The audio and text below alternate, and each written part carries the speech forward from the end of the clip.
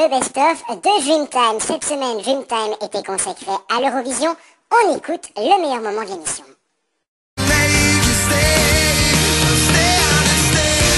Et c'est donc le gagnant de l'Eurovision 2012, Roman Lob pour l'Allemagne. Non, ce n'est pas le gagnant. Non, si, non, j'ai rêvé de ça c'est cette nuit. Non, j'ai rêvé de ça cette nuit. Parce que l'Allemagne, ils étaient 8e. Non, Roman Lob a gagné l'Eurovision cette nuit. Oui, dans son cœur. Ah, dans mon cœur. Ce qui est très très drôle, c'est que sur France 3, quand ils ont annoncé les résultats tout à la fin, ils ont dit « Et c'est donc la Grèce qui a gagné !» Et puis Mireille Thomas a dû foutre une gifle à Cyril, qui n'avait pas tout à fait tout compris. Ça faisait un peu une demi-heure que la Suède était en numéro 1, avec 181 points en plus que tout le monde.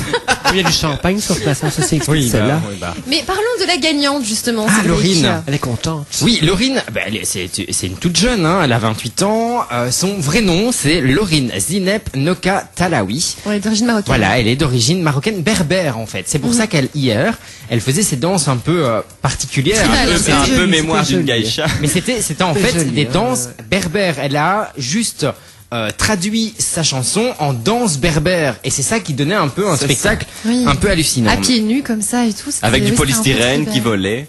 Alors, elle est née à Stockholm, donc en Suède, en 2004. Elle participe à Idol, donc la version suédoise de la nouvelle star, qu'elle ne gagne pas, mais en 2005, elle sort son premier single avec le groupe super connu suédois, mais qui n'est pas connu en Europe, Robin Raz. Tu connais peut-être, puisque ton amoureux honnêtement pas, mais elle est pas hyper connue, hein. Voilà, et je donc, me suis renseignée, elle est pas super connue. Depuis 2005, elle ne fait rien. En 2011, elle arrive au Melody Festival avec une chanson qui s'appelait My Heart is Refusing, chanson que j'ai vraiment détestée, puisque c'était criard, c'était pas du tout Ma beau. maison est refusée. Son cœur, son cœur.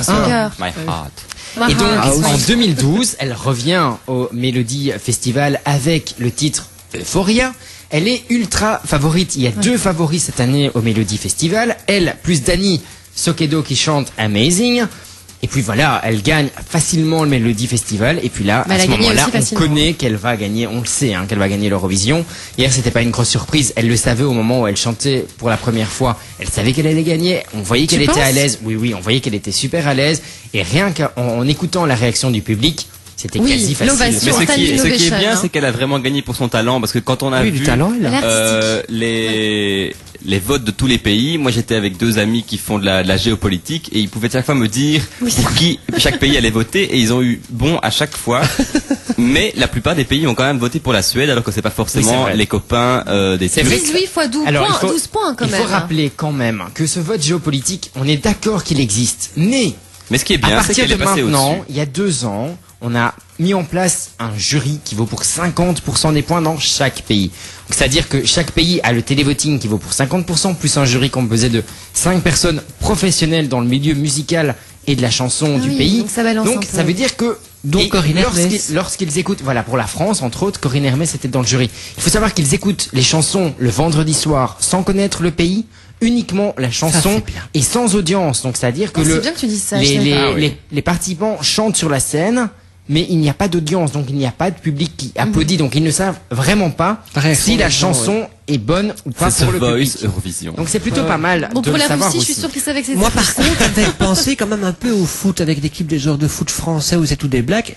À part que en France, les blacks vont gagner la France et l'argent, la récompense du foot va en France.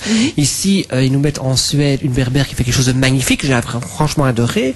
Et grâce à son talent, maintenant c'est la Suède qui peut payer le prochain Eurovision. Elle est née en Suède, quand même. Donc encore une fois, en Suède, ils considèrent que c'est perd de nouveau suédoise. cette âme folklorique, et moi je reviens toujours, moi je voudrais un moi je suis assez pour le multiculturel, donc voilà. Oui, mais moi, alors, il faut plus l'appeler l'Eurovision. Oui, mais si tout le monde chante dans sa langue, il y en a qui ne vont jamais gagner.